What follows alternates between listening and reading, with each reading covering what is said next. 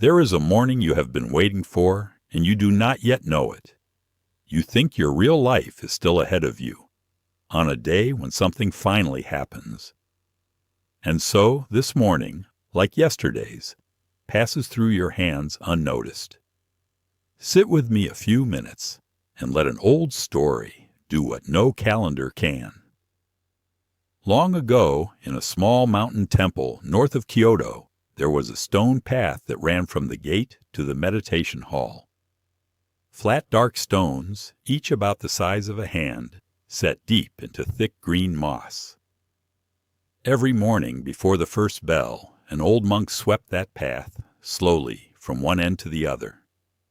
Sometimes the wind undid the work before he reached the gate. He did not seem to mind. In that temple lived a young monk named Jorin.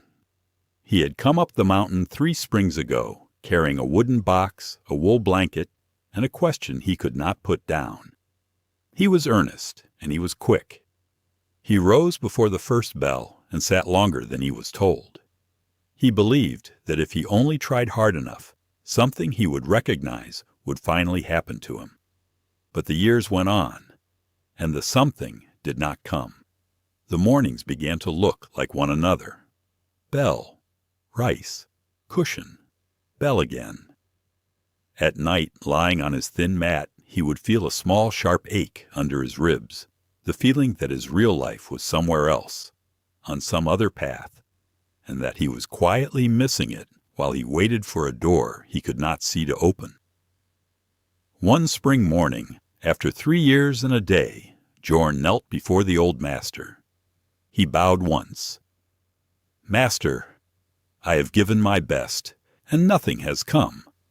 I do not feel the things the old books say I should feel.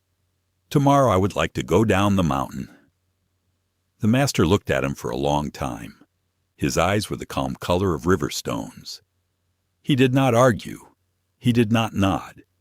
He only said, "Tomorrow, before the first bell, sweep my path for me. One morning, then go." Joren bowed and went out.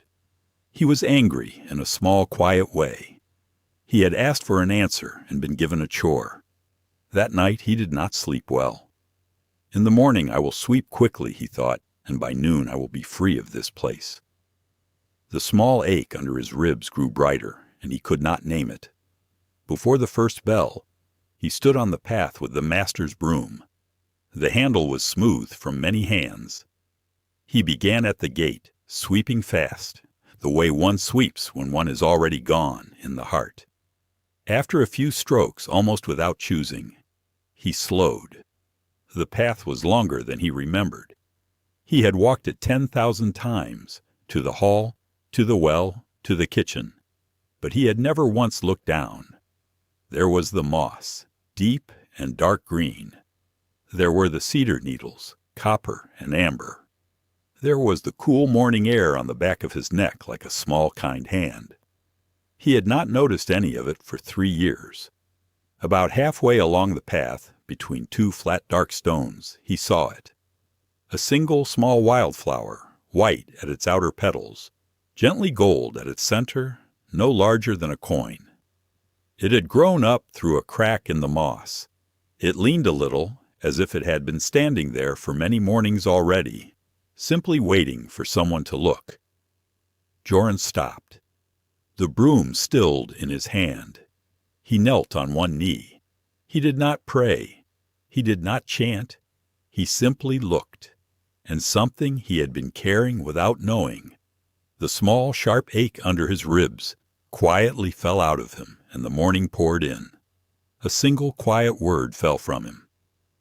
"You were here all along." He did not go down the mountain that day or the next. He swept the path the next morning and 1,000 mornings after that. Many seasons turned. The day came when his head was shaved gray and his eyes were calm, the color of river stones. A young monk knelt before him and said, "Master, I have given my best, and nothing has come. Tomorrow I would like to go down the mountain." The old man, who had once been Joren, looked at him for a long time. He reached behind him, lifted a worn broom whose handle was smooth from many hands, and held it out. You, watching this now, are walking your own path. From the bed to the kitchen, from the desk to the window and back. You have walked it 10,000 times, waiting for the morning when your real life will begin. The morning is already here.